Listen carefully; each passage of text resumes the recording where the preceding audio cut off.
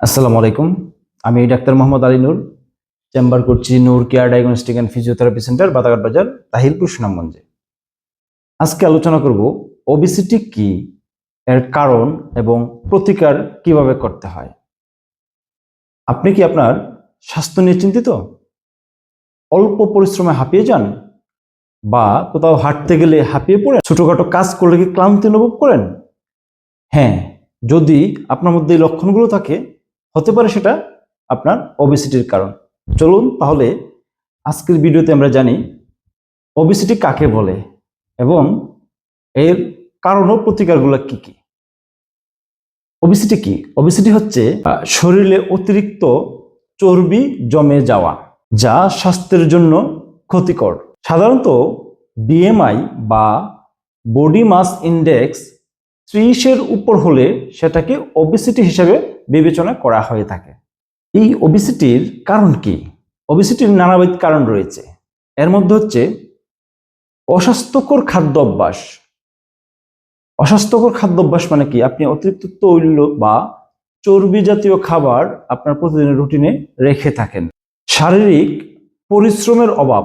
আপনি যদি একদম সেডেন্টারি লাইফ লিড করে থাকেন, কায়িক পরিশ্রম না করেন, সেই ক্ষেত্রে আপনার ওবেসিটি হওয়ার সম্ভাবনা থেকে যায়।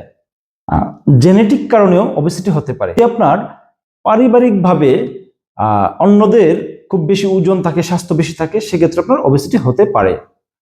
এছাড়াও হচ্ছে পর্যাপ্ত ঘুম বা রুটিন মাফিক চলাফেরা না করার কারণে, অথবা যদি আপনি দুশ্চিন্তাগ্রস্ত হয়ে থাকেন, সেই ক্ষেত্রেও আপনার ওজন অতিরিক্ত বেড়ে যেতে পারে।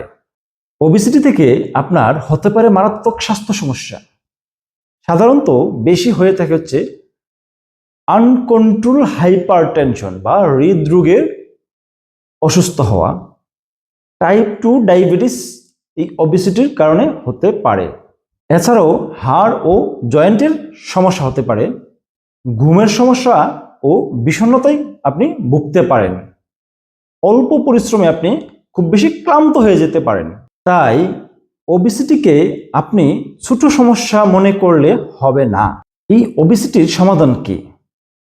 এই ওবেসিটির সমাধান পেতে হলে আপনাকে কিছু কাজ করতে হবে, যেগুলো আমি বলছি ভিডিওতে। চেষ্টা করবেন এই কাজগুলা করার জন্য। সঠিক খাদ্যাভ্যাস, অতিরিক্ত প্রোটিন, শাকসবজি ও কম ক্যালোরিযুক্ত খাবার খেতে হবে। নিয়মিত ব্যায়াম করা। আপনাকে প্রতিদিন কমপক্ষে 30 মিনিট শরীর ঘামিয়ে হাঁটতে হবে বা দৌড়তে হবে, অথবা কায়িক কোনো পরিশ্রম করতে হবে। পর্যাপ্ত ঘুমাতে হবে। রুটিন মাফিক আপনি দিনে অন্তত 7 থেকে 8 ঘন্টা ঘুমাতে হবে। এছাড়াও আপনি মেডিটেশন করতে পারেন। মেডিটেশন করলে আপনি আপনার নিজেকে প্রতিদিন একটা সময় দেওয়া হবে, এবং আপনার স্বাস্থ্য নিয়ে আপনাকে এই মেডিটেশন সবসময় আপনাকে কি করবে, আপনার মধ্যে এই বোধগম্য তৈরি করবে যে আমি ওবেসিটির দিকে যাচ্ছি, আমাকে এর থেকে ফিরে আসতে হবে। আপনার ওজন নিয়ন্ত্রণ করতে পারলে আপনি সুস্থ জীবনযাপন করতে পারবেন। সুস্থ জীবন আমাদের সবার প্রাপ্য।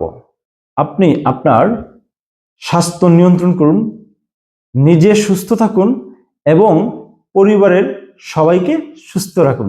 জানেন তো, আপনি অসুস্থ হলে আপনার পরিবারের মানুষও মানসিকভাবে সুস্থ থাকতে পারেন না।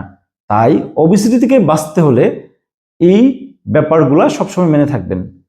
যদি আপনার এই ভিডিওটি কোনো কাজে লাগে, দয়া করে শেয়ার দিবেন, অন্যদেরকে জানানোর চেষ্টা করবেন।